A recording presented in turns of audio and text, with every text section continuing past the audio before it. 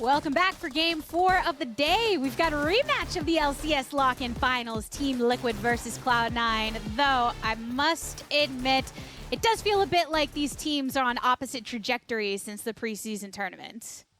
Yeah, I mean, this is definitely not where Team Liquid thought they were going to be at this point in the season. They have been slipping, and there's a chance that they just keep falling further and further away. These teams are starting to run away with it at the top of the table. Everyone was talking, is it going to be TL or C9 who's going to win the regular season? But, TL at this point is like, I hope I can make top 4. The rest of the teams are starting to pull away from them. And, it's possible that they could lose out here in the second half of the round robin and just really be not where they thought they were going to be. And I think I do want to bring up something that both Mark and I talked about initially when we were saying what are the surprises from yesterday. And it's how well TL were able to play to this top side, but then what else they gave up on the map for it, right? So here's the Herald fight, which I actually don't think they should have gone for. Mark already mentioned about how, instead of maybe diving Impact a 4th time, you rotate Alphari into a different lane. When they were doing really well in the lock-in tournament, it was off of snowballing a lot of 2v2 kills that they got by themselves in the bot lane that Core and Tactical would get on bot side. And they've been focusing topside really, really well, and I don't think anyone doubts that Alphari is a phenomenal player, but they're having a lot more difficulty transferring that priority into, their mid-game macro that they want to execute. And so if there's one thing I did want to point out about TL, it's that, they could do a better job of transferring these advantages that they get topside onto the rest of the map. I mean, top has been the talk of the town when it comes to Team Liquid and what was working for them in moments of that. But I feel like when it comes to this matchup between Team Liquid and Cloud9, we have to take a look at the mid lane matchup. Right. I talk a lot about mid laners, but that's because I main the role. Jensen's always been one of the better mid laners in the region. I've always struggled laning versus him. But when you want to make a statement for being the best mid laner in NA, you probably have to do things more than just getting small CS leads and things like that. I haven't really been seeing him dominating his lane. He hasn't really been getting a lot of solo kills. He hasn't gotten like a lot of roams to get kills. It just doesn't feel like it's like a superstar of a mid laner kind of deal, So I hope that becomes a thing. But this matchup, he's versus Perks. I don't know. I watched that guy play. Yeah. I swear he's trolling sometimes in the sense of like how serious he's taking the game. I don't really know if it's like just something I see or if he actually plays that way or not. But I feel like he's not trying that hard. But hopefully he continues to play well like he did in his Tristana game. I was going to say, that Tristana game was one of the most dominating mid performances we've seen thus far in the split. And or at least pop off. And it was good to see, considering, he was so criticized early on in the split that he's already, putting himself potentially in the conversation for best mid in NA. And I think to your point about, like, Jensen said he wants to prove it, and like this is the time now, like Bjergsen step back and stuff, but this is definitely not the start to make that case, at the end of the year. And it is only the regular season, and everyone's going to care way, way, way more about how he does in postseason, how both of them do in postseason, but that doesn't mean you want a slow start during the regular season either. Right. I will say in both of their defenses, the current meta isn't suited for mid lane, at least not early game. Most of it's around the mid, or not the mid, the jungler and the support roaming around. And when you're afraid of getting ganked by the support / jungle 24/7, you're probably not going to be as dominant mid as you are normally. So the meta doesn't necessarily favor it, but even then, I just expect more for someone of his caliber as well. Meta or not, that Jensen is still looking to prove himself against mid laners like Perks when trying to declare himself as the top of his game. But I'm ready to get into this game. I'm so excited. You wouldn't think that I would be after a 55+ minute game, but here we are. Let's go into it with Freak and Kobe. Thank you very much, the Tigress. Hello, we are here. I am Freak. Kobe is right by my side. I mean, we're Kobe far enough away, but the shot's close by. How you doing, bud? I'm doing great. Long have we awaited. Cloud9 versus Team Liquid activated. This is a rematch of the Lock-In Finals. Currently stands at 2 wins for Cloud9, 3 for Team Liquid. But since then, Freak, I think they've gone in opposite trajectories. Whereas Cloud9, we've seen all these individual improvements from them as a team with the coaching staff actually looking better since Lock-In. And Team Liquid have started to run into some problems with their team fighting and a couple of their transitions towards the mid game. So we're going to have to see how this matchup checks out once again. Will Team Liquid be able to keep their lead, or Cloud9 even it up? I agree to your point. I think looking at 2021 so far, the first 2 months of it, Cloud9 have had the best run of any team in North America. It's lock-in finals into a game and a half ahead of first place, coming out to the end of the first round robin. Like, after this game, we've got 3 weeks and then playoffs commit, right? Like, we are rapidly approaching the point where, okay, your record's locked in, you're either making the spring playoffs or you're not, and you're going for the MSI qualifier. So there's not a lot of time to shape back up. Team Liquid right now, yes, they're in 5th, 6th, that 4-4, but I mean, this can move pretty rapidly. They have to keep up, of course. It has been a rough start to the spring split ever since their lock-in win. Expect them to be 4-5 based on the fact that Cloud9 are looking better. But if they can shape up, then great, good for them. You're going to see Senna, Alistair, Olaf all off the table. No more Azir for Jensen. You're not playing a team fight mage. Renekton instantly grabbed up here for Alfari. I especially during the bans smiling about these target support bans because Vulcan has been the go-to Alistar, his most played by far. They take that one out in response to taking away Core JJ's Rel right there, so two of the big playmaking supports. But there you go. You point out the first pick here, they're focused on Alfari still in a winning topside matchup. So they snatch up Renekton and see what Cloud9 want to throw down. If they want to go the route early on in draft of, hey, we're going to actually play around Fudge, Quinn, or an Ignite top laner. Or if we go default, Gragas has been way more common for them ever since they had some of the early stumbles. They've actually found stability on Fudge on this type of role. Just yesterday, we saw him leaving Fudge in the exact same matchup. Gragas just be a sack of healing meat up there, join the team fights, show up later, buddy. We'll take care of the rest of the business. They actually continue on with similar 2 picks. Ashe once again for Sven. He paired it with a Lulu last time around, which was very good for their mid-game DPS. All the extra attack speed and on-hit works super well with Ashe, but it also brings crowd control and engage for them from the bottom side. Well, it's going to be hard to get away, though, because Ashe does not have natural escapes. Her arrow's not going to do anything against Hecarim during the ulti, and Santorin can dive that backline. Renekton doesn't have the worst time ever of joining either. It's not quite maybe an Aurelia with, like, the faster, longer range dash, but, yeah, you're going to be able to reach without too much difficulty. The Orianna to follow up. I mean, Team Liquid can absolutely start their team fights off. Santorin is going to deliver that ball, and Jensen, it's not hard to press R. Zhonya sometimes, but the ultimate, it's going to get it. Oh my goodness. Still to this day, haunting him with that one. Honestly, the Jensen memes coming into this one, though, are really good because he used to trash talk Bjergsen a lot when, that was his main competitor. And he transitioned over to talking about perks. He was like, you know what?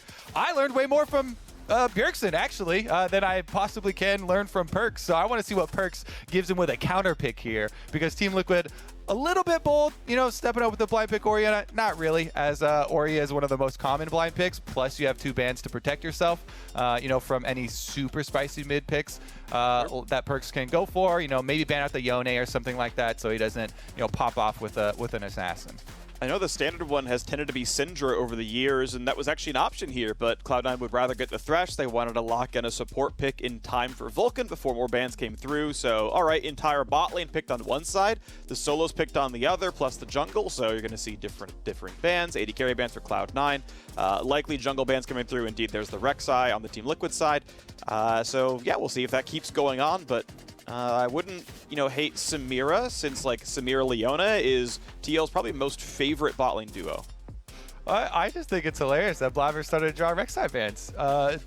This originated in a game where he got 5 jungle bans at him and was like, I guess I got to dig real deep and pick up Rek'Sai now. But ever since he's shown multiple Rek'Sai games and transitioning towards the 11.4 style of jungle of heavy ganking, now he's actually straight up drawing those bans. It's really difficult to figure out what you need to take away from this guy because you haven't been able to stop him from carrying with just the bans. Talia is still up for him if they want the AP route, if Cloud9 did want to go AD Assassin for perks in the mid lane, so definitely still viable options for them here. They can easily save their last counter pick on red side for him and leave it up to him. Trist ban does not surprise me. I am surprised by the Nautilus ban, though. Again, I still think it's very likely we see Leona Samira come through. Samira is great into Ashe and Thresh because the skill shot is very telegraphed, and you just wind wall it with W, and it's not a problem at all. And honestly, Leona fits the comp as well, right? You just dive in with the squad. Samir could do the exact same thing. I'd be surprised if it's not that duo coming across. We'll see what else TL believes. Obviously, they may have their own thoughts here. As Skarner comes across for Blabber, that's going to be, what, 3 times in 4 games? It's going to feel comfortable.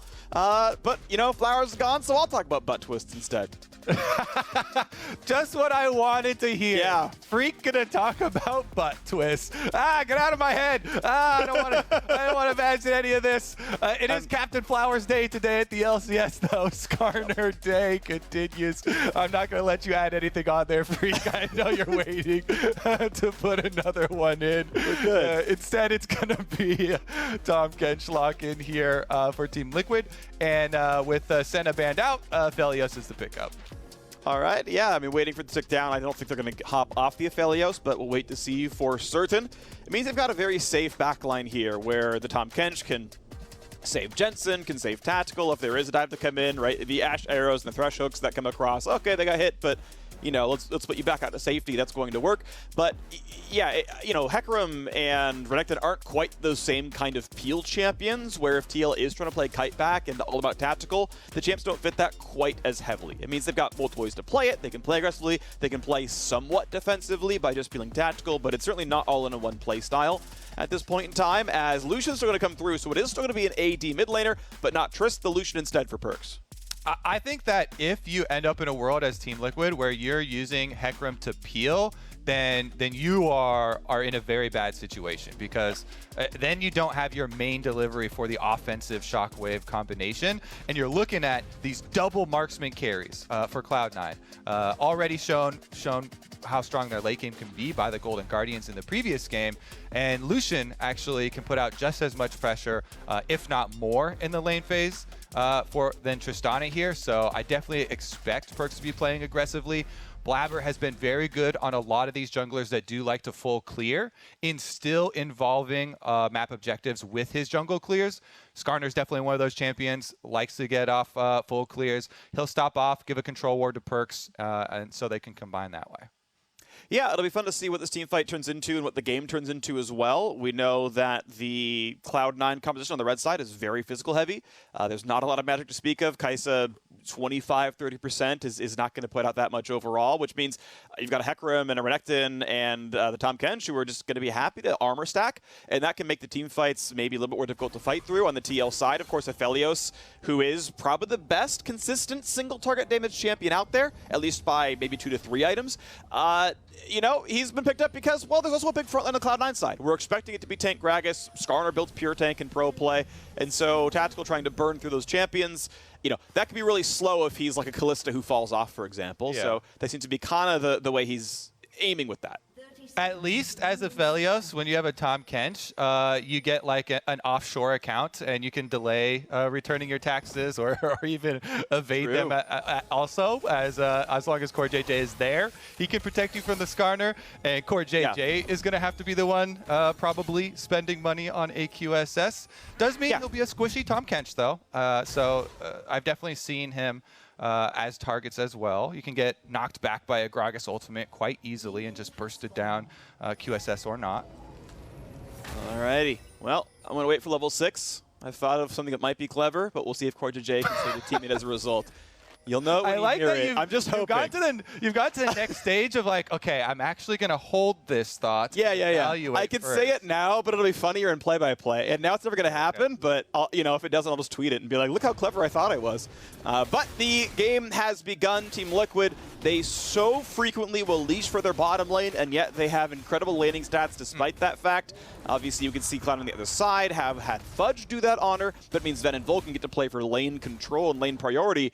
And despite that, like, I'm expecting TL to still find some way to have control back. Now, Tom Kench and Aphelios, not a dominant lane. They're not realistically going to be doing much more than playing under their turret. C9 should have control over here. I would not be surprised to see them actually go for very early dragons as a result, because they're going to have bot control. But something to watch for in this one, as I don't see how Ashe Thresh should be losing this lane. Yeah, definitely not. Plus, Ashe Thresh also has the added bonus of keeping track of your opponent jungler, one of the most annoying things in the game to deal with as a jungler.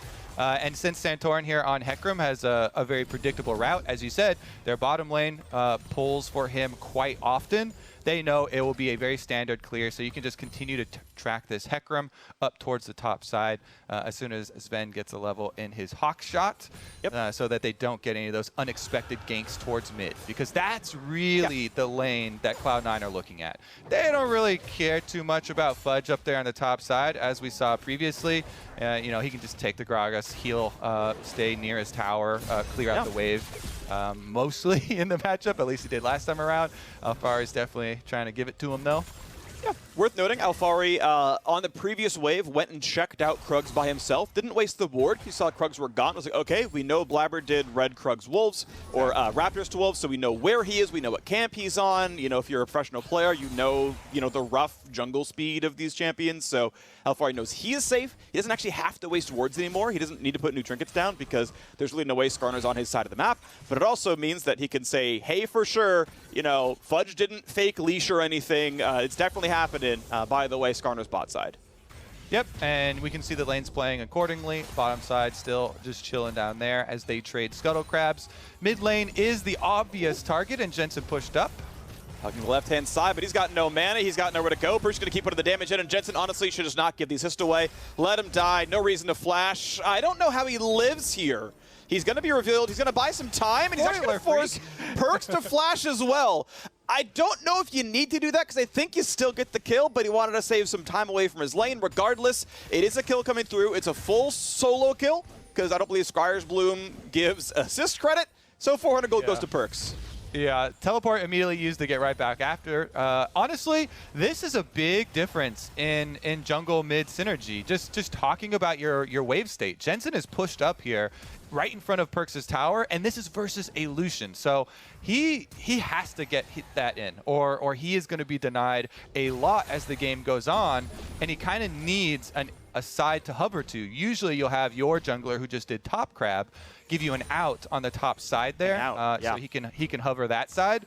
But Blabber sticks around for Perks. Meanwhile, Jensen all alone goes down, double summoners burned, and then guess what? Skarner's back in the Lucian lane that's constantly looking for harassment.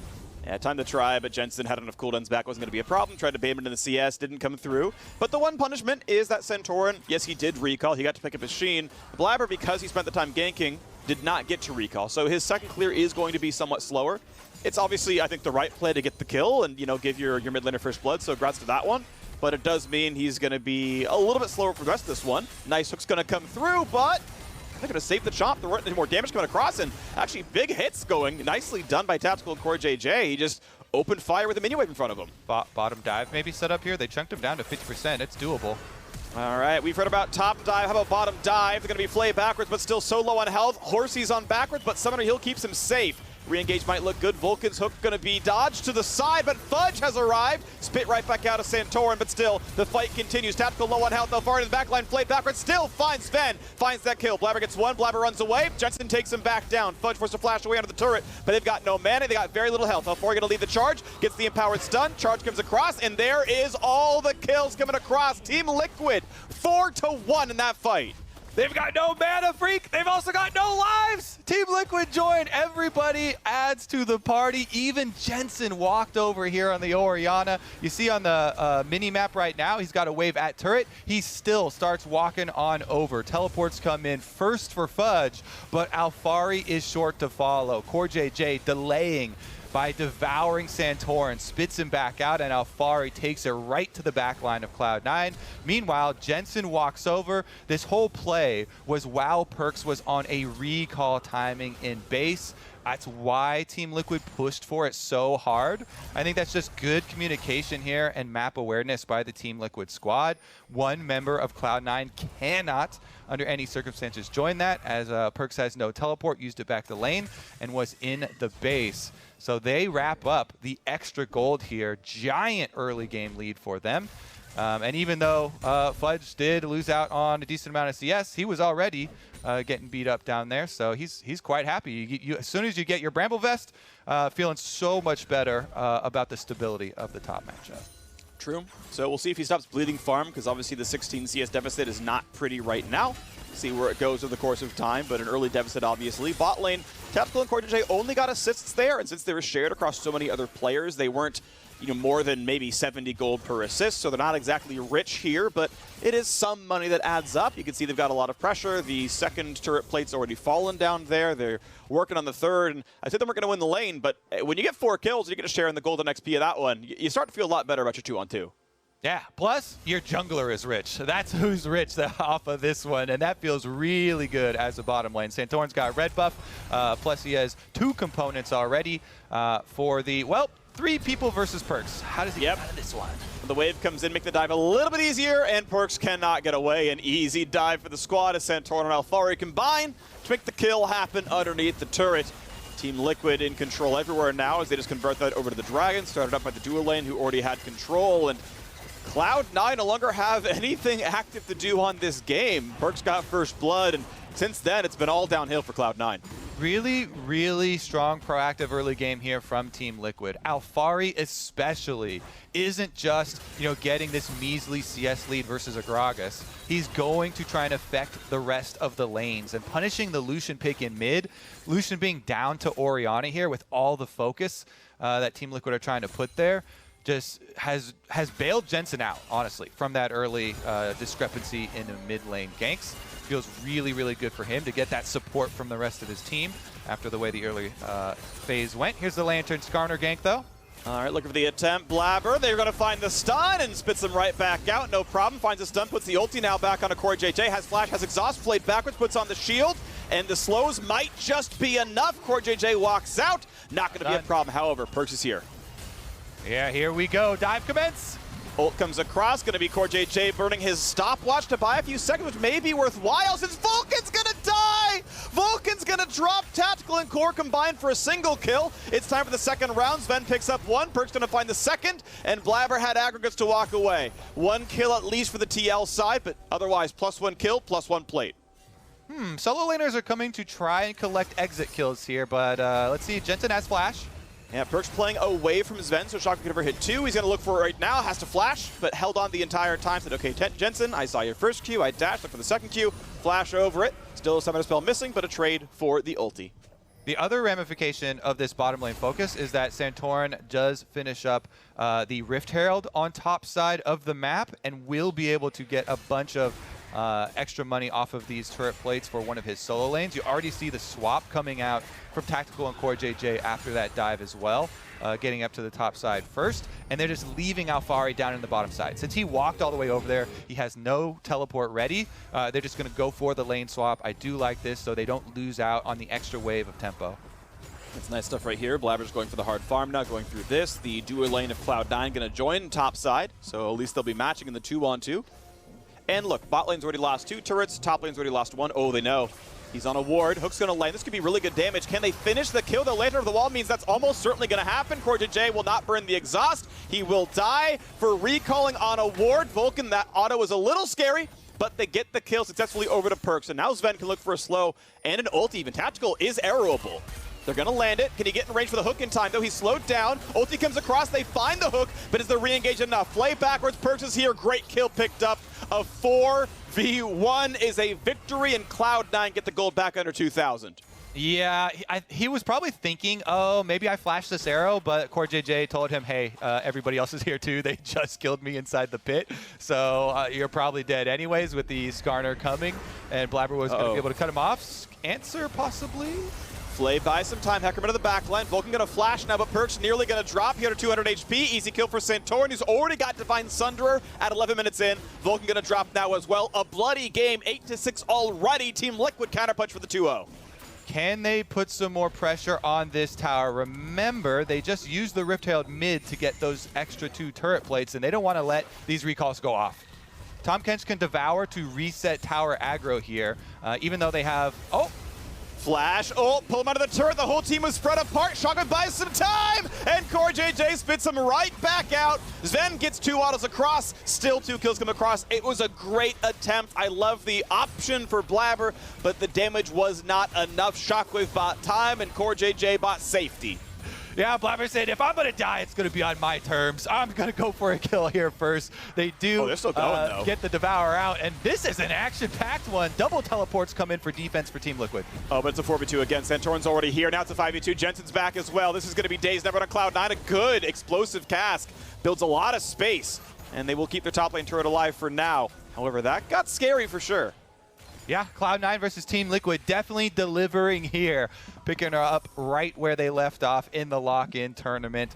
This is on an exit kill after they just made their power play towards top side. A little bit of kind of lazy movements here from Cloud9 as Team Liquid had full priority over mid, and they just send 2 people to walk right back through. I think that's a little bit of a celebration of what they did on top side, you know, pulling off those 2 kills. They kill CoreJJ, they kill Tactical, but then they get a little greedy. Taking jungle camps while also taking top tower and walking through this river, it's just too much, and Team Liquid are having none of it.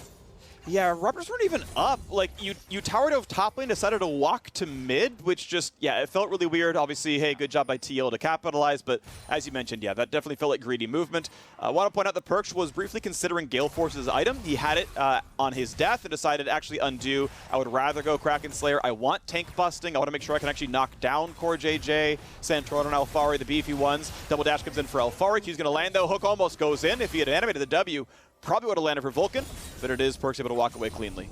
Yeah, and I think with Tom Kench up there too, just applying that safety, it's easy for Team Liquid to continue stacking dragons. Santorin is 6-0 on this Hecarim. Divine Sunder completed, as you said, a long time ago, so he could just murder objective after objective for them.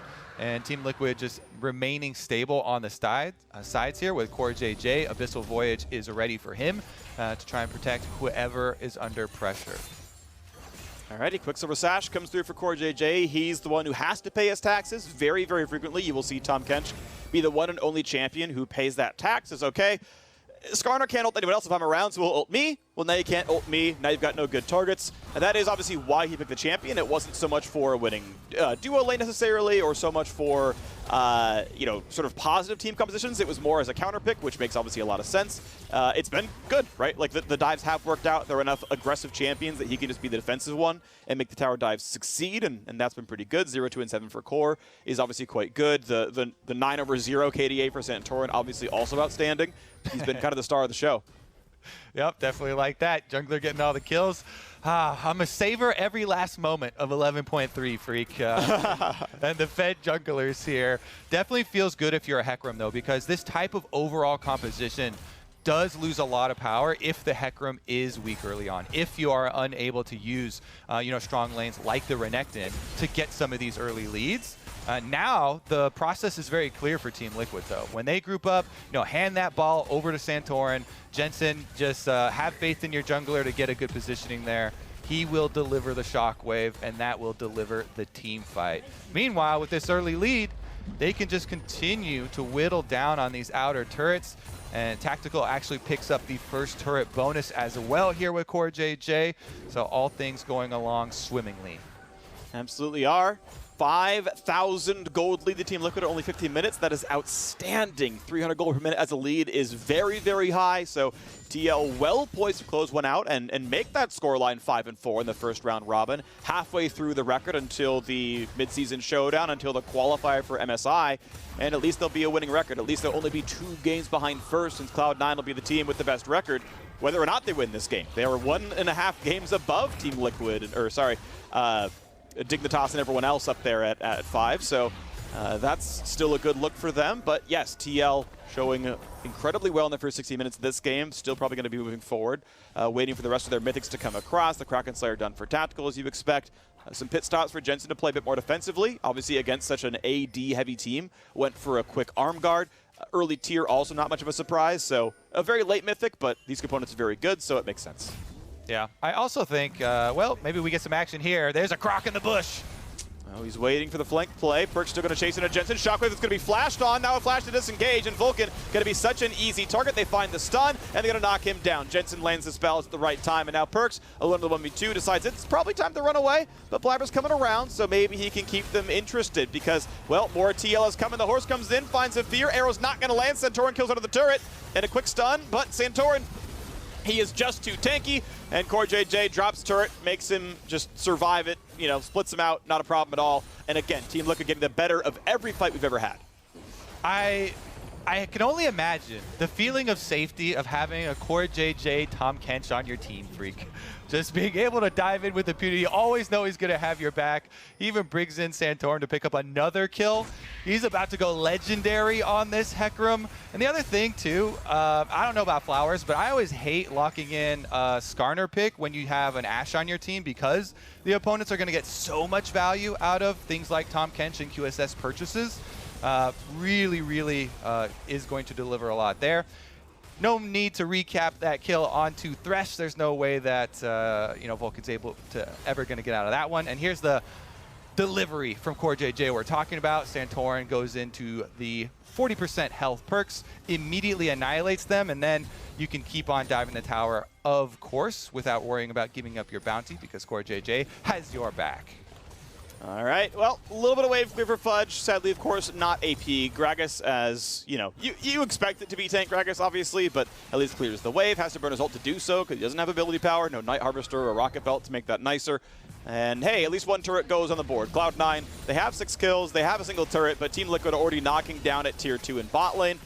Whether or not this wave dies won't matter. The Herald will be there regardless. They do, in fact, knock down Tier 2, which means they get the guaranteed charge on inhibitor. And honestly, yeah, enough defense for Cloud9. It is a 3-on-3 here. This turret should go below 1/3, and it won't regen above that.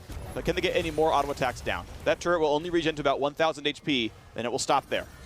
Yeah, I think you just keep Cloud9 inside their base. This dragon is spawning 5 seconds, so you can easily just burn it down before they even get there. There's no way you can safely go through a blue quadrant of the jungle fully warded up by Team Liquid with this giant gold deficit. The entire map is basically under their control, and TL don't have to overextend or anything, just softening up that bottom inhibitor turret nicely and getting themselves their soul point here.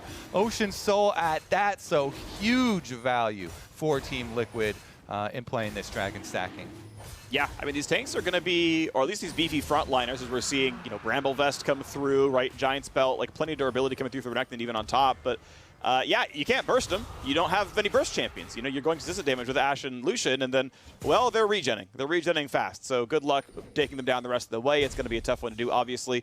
Fudge is knocking down waves, catching what farm he can. Sadly for Perks, he was supposed to be a lane bully. He got counterpick. He was the, I believe, the 10th pick of the entire game. And yeah, I mean, didn't get that much for it, right? He's sitting here with the lowest farm of any of the laners on either team. He's got 4 kills, that's good, but sadly has not been able to get much out of that first blood. Yeah, I mean, it was a really good focus by Team Liquid to send everybody towards the bottom pressure for that bottom tower dive while Perks was on a recall so that he didn't get to participate after getting his first blood. And then Alphari roaming from top lane to punish him under tower as well is really good countermeasures, I think, put in place by Team Liquid. There's a reason that these were our 2 lock-in finalist teams, and meeting up here once again, even though Team Liquid have been on a slide recently, they have come out with all guns blazing versus C9. They really have. I mean, all 5 from Aphelios, and then everyone else is going to be looking good regardless. I was saying, yeah, I was waiting for it. I was like, come on, there's a bunch of Aphelios. It's an easy one. He's literally on the screen. Yeah, 5 is greater than 2. I'm sorry. We had Flowers talk about how the horses have more legs. And you know, TL have way more guns. You know, you brought a bow to a gunfight, and it's just not looking good.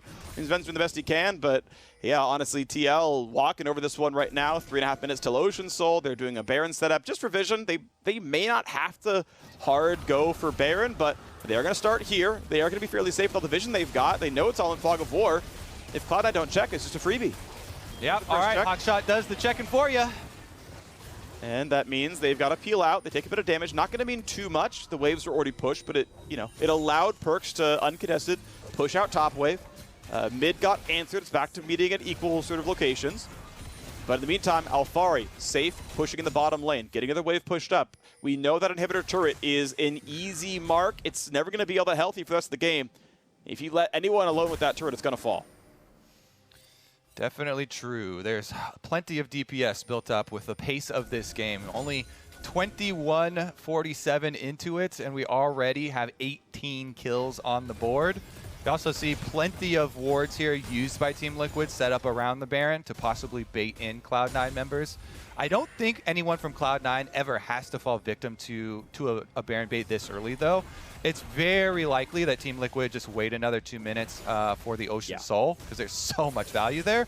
And Cloud9 should probably use most of their vision resources trying to set up for that one. But Team Liquid are saying, hey, you can't just ignore this area. We've got a 7-kill Hecarim here.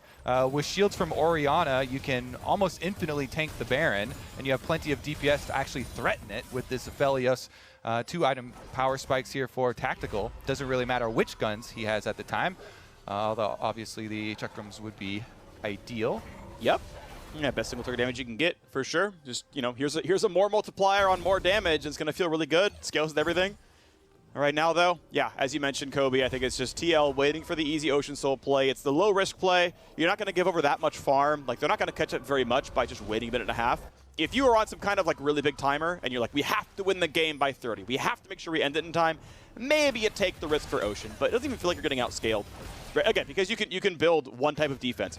Like, the second item for Alphari is a full Thornmail, because he knows, like, what are they going to do? They don't have magic damage. We don't have to care about this. I can go for more defensive build. We've got plenty of damage to the Aphelios and the Orianna. I can just be invincible, and it's going to be great. And indeed, he makes that choice. The exact same build's coming for Santorin. He's so rich it was third item for him because he's gigantic and has 17 kills. Yeah. But, like, guess what? We're going to stack Thornmails, and you lose the game. You had to win lane, or our tanks are too good, and here we are with that paying off the good team fighting in the early game. Yep, Team Liquid pick up the secondary turret easily here. They're transitioning control wards already over to this blue quadrant leading up to the dragon. So let's play hardball here, Freak. If Cloud9 are able to get back into this one, it has to be, honestly, catching somebody that's away from Core JJ. So they would have to be a pretty big misstep here in positioning from Team Liquid. Like Core JJ being around, it just makes it so difficult because, you know, he did rush the QSS. He can use it himself. Plus, anybody around him is easily targeted. So it is going to be difficult, but Cloud9 got to look for something here. Maybe Vulcan could start it off. They can burn some defenses that way first with some big Thresh plays. Yeah. And they're able to focus somebody down with Perks and Sven.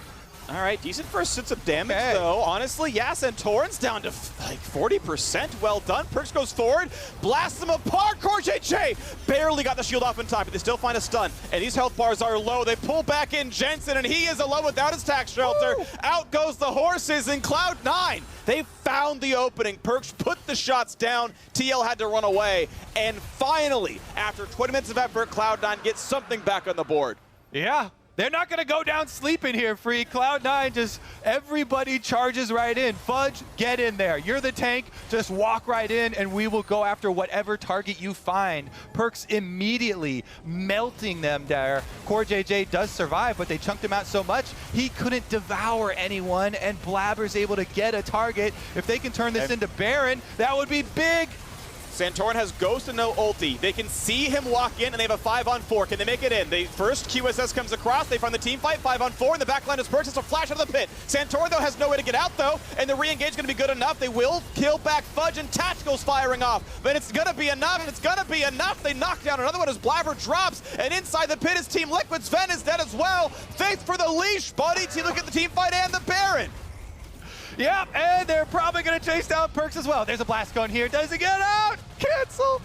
Yeah, the calling's just enough. He's going to walk away with his life. Ultimately, though, Team Liquid win the team fight outright 5-on-4, and it was enough. Jensen TP'd at the end, helped make sure it could happen. C9 took a risk, and TL answered well enough.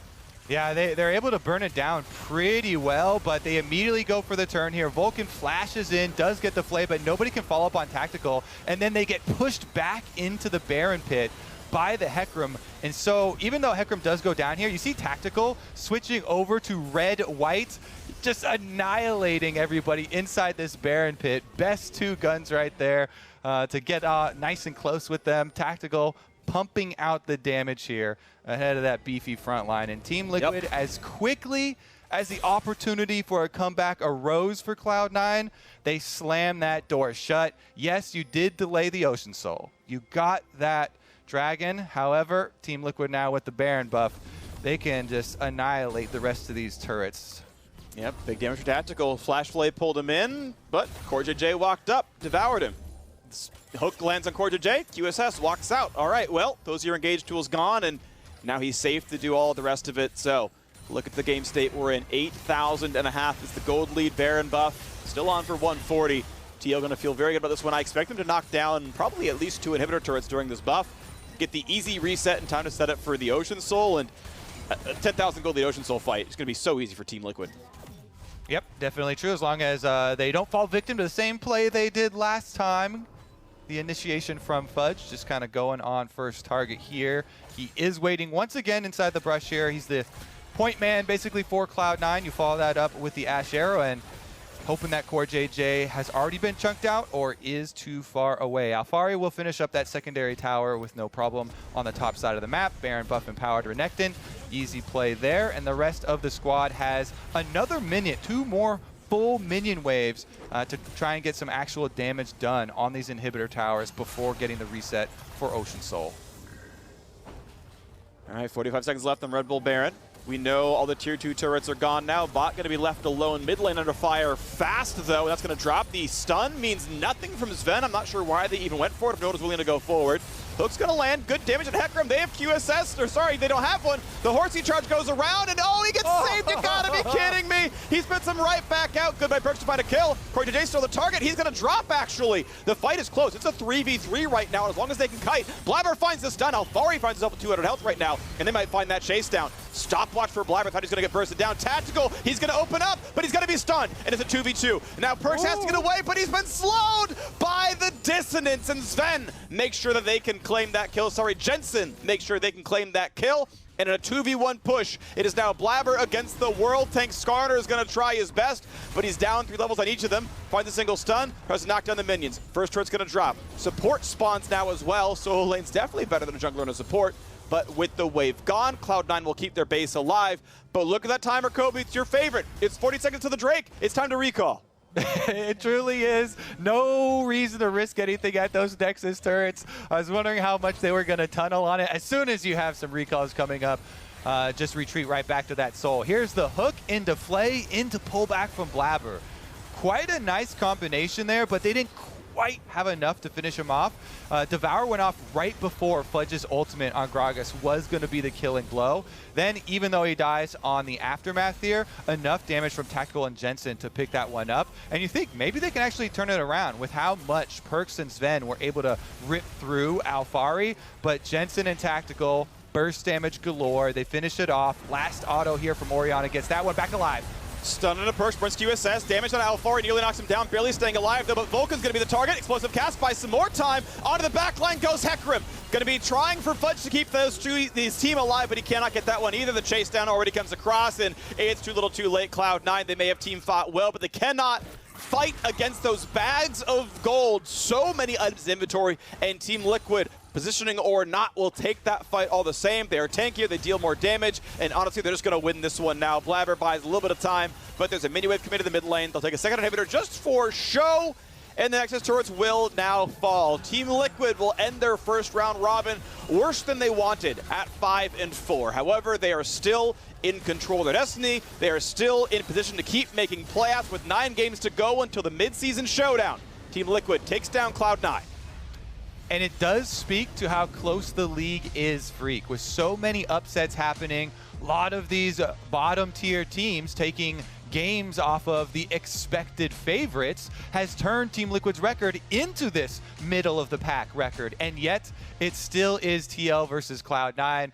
Big delivery here. Action-packed game from beginning to end. I like that Team Liquid also, despite some of the stumbles they've had in the middle of the season here, they did not revert to the old style Team Liquid that we have seen in years past, where they just go scaling, team fighting. They went right back to it. They're going to keep on with this proactive play. They make bottom side dive. They go rotate Alphari for a mid lane dive to follow it up. And with these 2 quick consecutive plays, they take a lot of the power out of the Lucian pick, out of the Cloud9 composition.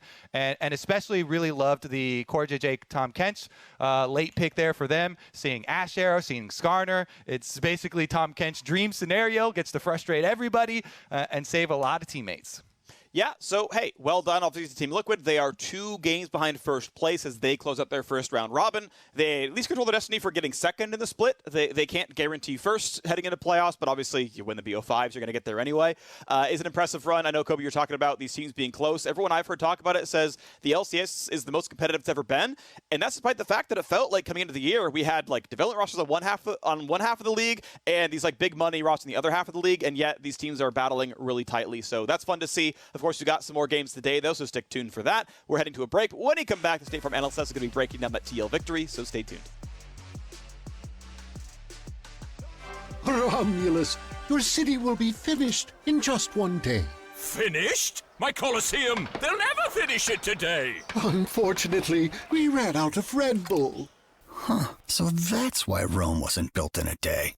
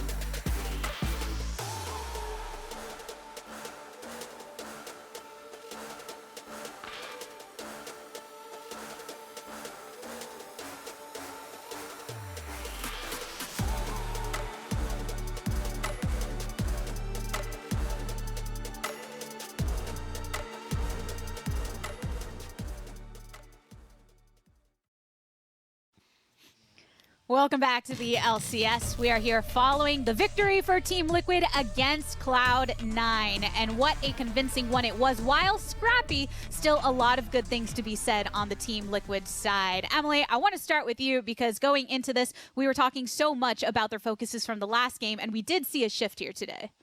Yeah, so despite, Alfari still did really well topside, but also they transferred that pressure, right? We had him TPing onto the bot side to make plays.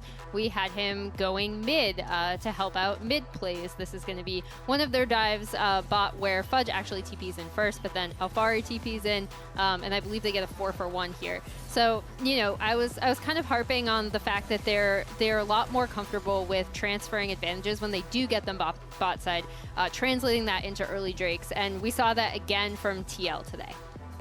Yeah, I think I really like their bot lane, which is the Aphelios TK. I know I want generally Core JJ on playmakers, but in this instance, the Aphelios feels like a comfort pick for Tactical. It's one of his best champions. Core JJ is going to be able to keep him safe with the TK. You know, Core JJ's TK is also gross. And then when you look at the other team comp that C9 has, TK has a lot of CC that he can save people from, whether it's the Ash Arrow, the hooks, the Skarner pull. So overall, I really like that. And you got to see them show some mastery here. In a dive like this, you know, that's a dead Tahm Kench 9 times out of 10, way before this point in the clip. But, you know, because they're so good playing around it, they're able to make C9 really work for these kills. This game was really fun to watch because when one team is making a play somewhere, they're gaining advantage elsewhere. Like during that dive, they were taking Rift Herald, and they keep trading blows for blows. It's one of those things where you gotta track summoner spells. If you just watch this game and you see who has flash and who doesn't have flash, the people without flash are the ones dying. And unfortunately, it's just bot lane. It's a party, bot, and now technically bot lane again, but it's the top side. So I don't think AD carries had that much fun in the beginning of this game. They kind of just got spam ganked and dove, and it's kind of a rough time for them, honestly. Hecarim was having a lot of fun, I can tell you that. Santorum was fed.